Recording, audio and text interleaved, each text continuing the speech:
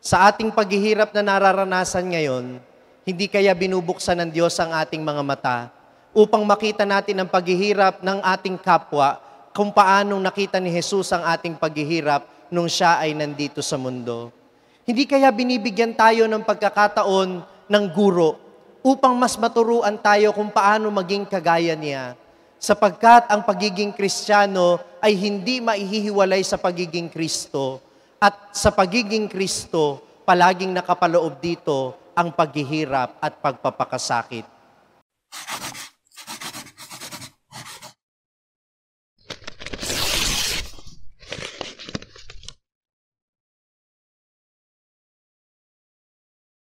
Sumainyo ang Panginoon at sumayo rin. Ang mabuting balita ng Panginoon ayon kay San Lucas. Papuri sa iyo, Panginoon.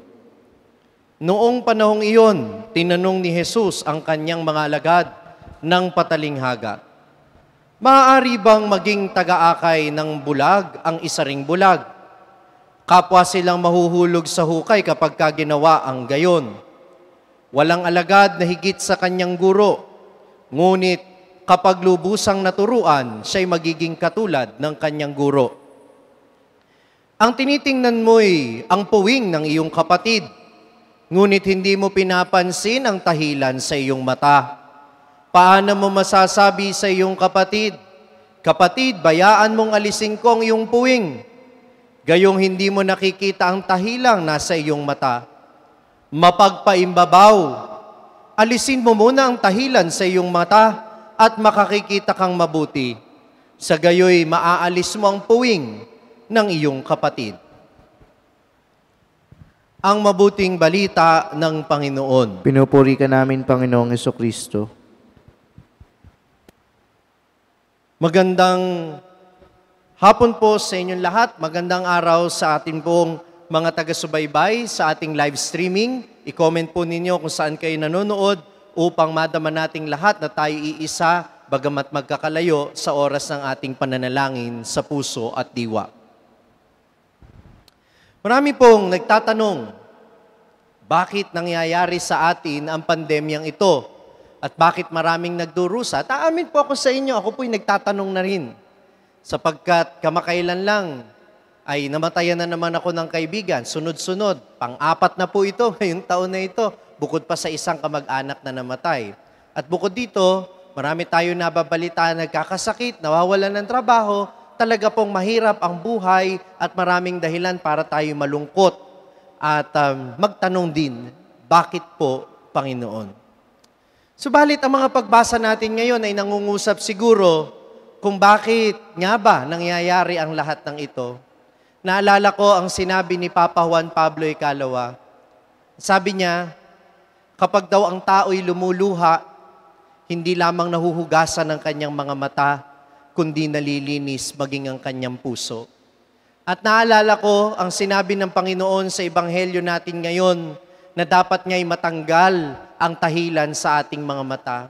At siguro kung minsan ang dahilan para matanggal ang tahilan ay hindi ang mismong pag-aalis natin dito. Sapagkat sa mga luha na nararanasan natin, kusang matatangay ang tahilan na nagpipigil sa atin noon na makita ang tunay na kalagayan ng ating mga kapatid na naghihirap.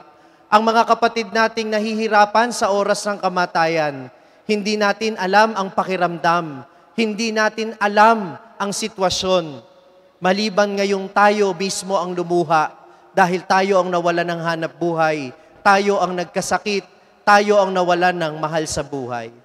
Kaya masasabi natin, siguro sa panahon ngayon, lahat tayo unti-unti nagiging mulat. Nagiging mulat sa mga katotohanan na buhay, na mabilis lang pala ito, na totoo pala yung sinasabing hirap ng buhay, kahit siguro ang mayaman ngayon sasabihin, ganito pala ang ibig sabihin ng mahirap na buhay. Kaya po si San Pablo sa unang pagbasa, kung pakikinggan ninyo, parang nanunumbat, na sa kanyang pagpapahayag ng salita ng Diyos, ano ang kapalit? Sa kanyang pagpapahayag, wala naman siyang tinatanggap na kabayaran. Sa kanyang ginagawang mabuti, pinagmamalupitin pa siya ng ibang tao. At doon sa bahagi ng unang pagbasa na ito na hindi na isama sa leksyonaryo, binabanggit pa ni San Pablo na ako'y naging alipin ng lahat. Ako'y naging Hudyo sa mga Hudyo. Ako'y naging Hentil sa mga Hentil. Ibig sabihin, nahirapan siya talaga. Subalit ano ang gantimpala? Ang gantimpala ay hindi yung matatanggap niyang bakinabang mula sa mga tao tulad ng parangal, tulad ng kayamanan. Hindi. Ano po ang karangalan ng isang Kristiyano nakakaranas ng paghihirap? Ano yun? Yung sinabi ni Jesus sa Ebanghelyo, walang alagad na higit sa kanyang guro, ngunit kapag lubusang naturuan, siya'y magiging katulad ng kanyang guro. Sa ating paghihirap na nararanasan ngayon, hindi kaya binubuksan ng Diyos ang ating mga mata upang makita natin ang paghihirap ng ating kapwa kung paanong nakita ni Jesus ang ating paghihirap nung siya ay nandito sa mundo. Hindi kaya binibigyan tayo ng pagkakataon ng guro upang mas maturuan tayo kung paano maging kagaya niya, sapagkat ang pagiging Kristiyano ay hindi maihihiwalay sa pagiging Kristo, at sa pagiging Kristo, palaging nakapaloob dito ang paghihirap at pagpapakasakit. Minamahal ko mga kapatid, bakit? Hayaan natin ang mga luhang pumapatak sa ating mga mata, ang magtanggal ng tahilan mula sa mga ito, at linisin ang ating puso upang mas maturuan tayo ng ating guro tungkol sa landas ng pagpapakabanal sa pamamagitan ng pagpapakasakit. Amen. Kung na-bless ka ng pagninilay natin sa araw na ito, huwag mong kalimutang mag-subscribe sa page na ito at i-click ang bell button para manatiling updated sa tuwing nag-upload tayo ng mga pagninilay dito.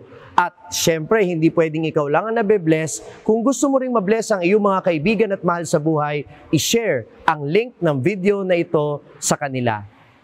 Ako po si Father Franz Dizon, ang content creator ng Sa Madaling Sabi na matatagpuan ninyo sa iba-ibang social media platforms.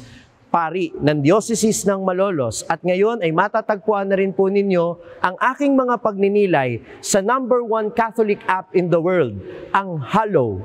400,000 po na Pilipino na ang nakasubscribe sa Hallow. Ano pang hinihintay ninyo? I-download na po ninyo ng libre ang Hallow app sa inyo pong Google Play Store o kaya naman ay Apple App Store. Magkita-kita po tayo hanggang sa aking susunod na pagninilay dito sa ating page, ang Sa Madaling Sabi.